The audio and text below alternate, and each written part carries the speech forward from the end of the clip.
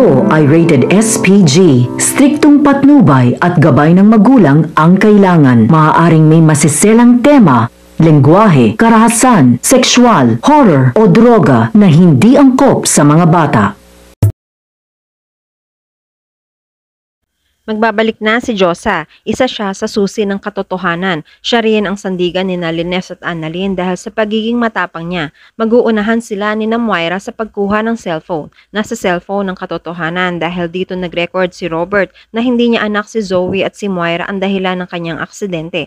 Makakaligtas pa ba si Moira? Mapapatawad kaya ni Lynette si Carlos? Magandang araw at welcome back sa aking channel. Mga kaganapan sa abot kamay na pangarap. Unstable ang lagay ni Carlos. Nasa ICU siya. Critical siya at kailangan niya ng dasal. Iyak naman ang iyak si Lineth. Sa pag-aalala ni Lineth, nag-antay siya sa labas ng ICU. Nag-aalala naman si Annalyn para sa nanay niya. Nagigilty si Lineth dahil tinanggihan niya ang proposal ni Carlos. Baka sabi ng tadhana, maarte siya. May nagpo-propose na nga sa kanya, tumanggi pa siya. Gusto lang naman niya maging handa siya. Hindi niya kayang mawala si Carlos. Pinalakas ni Annalyn ang loob ng nanay niya dahil hindi mawawala si Carlos at kailangan nila na magdasal. Nagpaalam na muna sandali si Annalyn. Samantala nagdarasal si Harry. Dumalaw naman si Zoe at nilapitan siya. Kinamusta niya si Harry. Sabi ni Harry hindi siya iiwan ng daddy niya dahil alam niyang magagalit siya. Si Carlos lang ang pamilya niya. Inalok naman siya ni Zoe. Pwede siyang maging ate ni Harry. Samantala, dumalaw na rin si Moira. Nakita siya ni Dr. Enriquez na naglalakad sa loob ng ospital. Ibinalita niya agad ito kay Lineth. Nagtataka naman si Lineth kung ano ang ginagawa rito ni Moira. Nagtanong si Katie kung papaalisin ba niya si Moira. Lumapit si Moira kay Zoe. Nagagalit siya sa pagsasabi niya kay Harry ng ate siya ni Harry. Nilalaglag ba niya ang sarili niya? Pa-comfort pa siyang nalalaman. Nakikipagtalo rin si Zoe sa nanay niya. Ate naman talaga siya ni Harry. Ano bang ginagawa niya rito? May gagawin ba siya kay Lindon? Kung sakaling may mangyaring masama kay Lindon, mananagot ang mami niya. Si Zoe na mismo ang pupunta sa daddy niya para sabihin na hindi siya tunay na anak para matigil na ang kasamaan ni Moira. Sabi ni Moira siya pa ang palalabasing masama ni Zoe. Gusto lang naman niya maiayos ang buhay ng anak niya. Sabi ni Zoe sinira ng mami niya ang buhay niya. Sa tuwing may ginagawang masama ang mami, nadadamay siya. Anong klase siyang ina? Naiinggit si Zoe kay Annalyn, hindi dahil sa daddy niya, kundi dahil napakabait ng nanay niya. Sasampalin sana siya ni Moira pero hindi siya natatakot at umalis na siya. Samantala nakita ni Robert si Annalyn, nangamusta siya kay Annalyn. Nabigla si Annalyn sa pagdating sa ospital ng daddy niya. Hindi ba siya hinahanap ni na Moira at Zoe? Sabi ni Robert na isip niya lang na baka kailangan siya ni na Annalyn. Gusto niyang alagaan si Annalyn at ang nanay niya. Ayaw pa niyang umuwi dahil naiinis siya kay Moira. Kung hindi sana siya napigilan kanina ni Moira, ay nakutulong sana siya at hindi na baril si Carlos. Ang tanong naman ni Annalyn sa tatay niya, paano kung sa kanya naman may mangyaring masama? Ang sabi ni Robert, ayos lang sa kanya kahit paano nakabawi na siya kina Annalyn. Naiyak naman si Annalyn, huwag siyang magsalita ng ganito. Hindi niya kakayanin kung may mangyaring masama sa tatay niya. Ngayon pa nga lang sila naging okay at ngayon lang niya nakasama ang tatay niya at ayaw niyang mawala ulit ang tatay. Nag-aalala si Annalyn at niyakap siya ni Robert. Samantala tumawag na naman ng pulis na kasabwat ni Moira.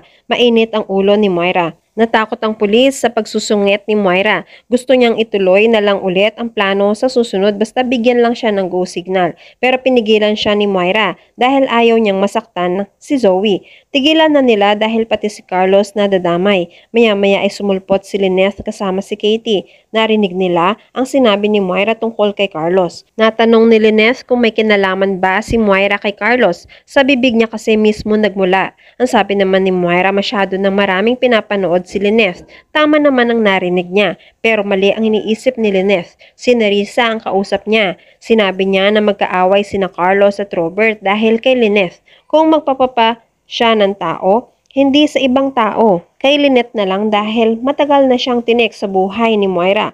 Samantala malalim ang iniisip ni Lindon. Nagigilty siya dahil sa pagligtas ni Carlos sa buhay niya. Inabutan siya ni Annalyn. Nagpapagaling na si Carlos. Nasabi ni Lindon, kung hindi humarang si Doc Carlos, siya sana ang tinamaan ng bala at wala siya ngayon. Niligtas ni Carlos ang buhay niya, sa kabila ng pagiging ruinous niya. Nagtataka si Annalyn sa ibig sabihin ni Lindon, pwede na rin bang dalawin si Carlos, ang tanong ni Lindon kay Annalyn. Sa pag-iisa ni Lynette sa labas ng ICU, binisita siya ni Giselle. Maiksi raw ang buhay, sandali lang nawala na rin si Mayor. Nadamay patuloy si Carlos. Naisip ni Lynette ang mga narinig niya kay Moira. Paano kung hindi naman talaga nadamay si Carlos? Paano kung sinadya pala? Masama ang kutob niya dahil narinig niya ito kay Moira. Nag-iisip naman si Giselle na bakit si Carlos. Pabor pa naman kay Moira na buhay si Carlos dahil kung hindi, mawawalan ng kalaban si Obeng kay Lynette. Huwag magalit si Lynette sa kanya. Baka naghahanap lang si Lynette ng pagbubuhusan niya ng galit. Si Moira lang ang pinakamalapit at siya lang ang pwede niyang ibuhusan ng galit at lahat ng duda niya. Samantala dumalaw si Lindon kay Carlos. Hindi naman niya nakilala ang tatay niya, naging isang tatay naman si Carlos sa kanya. Dahil sa kanya napahamak si Carlos. Nagpasalamat siya.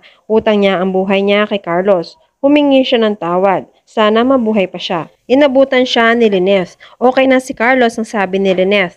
Aalis sana si Lindon pero pinagstay pa niya si Lindon. Mas gugustuhin ni Carlos na narito ang lahat ng importante sa kanya. Mahal siya ni Carlos. Hindi dahil sa magaling si Lindon kundi mabait siyang tao. Inamin ni Lynette na noon palagi niyang inookray si Lindon dahil sa morphine pero lagi siyang pinagtatanggol ni Carlos. Ayaw niyang mapariwara si Lindon. Mahal siya nito. Lahat sila importante kay Carlos. Samantala, umuwi na si Robert. Sinalubong siya ni Moira. Mabuti na lang at pinigilan niya si Robert. Kung nauna siya, baka kung ano na rin ang nangyari kay Robert. Nagtaka si Robert. Alam ba ni Moira ang mangyayari kaya siya pinipigilan? Sa teaser, makikipagkita na si Josa kina Lynette. Nag-aalala siya para kina Annalyn. Ihahatid naman siya ni Annalyn sa nanay niya at magiging masaya naman si Lynette. Samantala, hahanapin na ni Robert ang cellphone niya.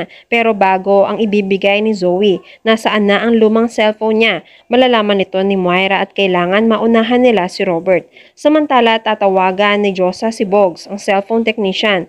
Bibilhin ni Josa ang cellphone pero may buyer na pala si Bogs. Humihingi siya ng mas malaking presyo. Kampante na si Josa dahil andyan na sina Annalyn. Tumatakbo naman sina Annalyn, Josa at Robert papunta kay Bogs dahil baka maunahan sila ng ibang buyer. Sino kaya ang buyer na ito? Sina Moira at Zoe kaya ito? At yan ang mga pakakaabangan natin sa abot kamay na pangarap. Kung gusto nyo ng mga ganitong klase ng video, please like this video and please subscribe to my channel. At pakihit mo na rin ang notification bell para ma-update ka kung meron tayong mga bagong uploads. Maraming salamat sa inyong panonood. Paalam!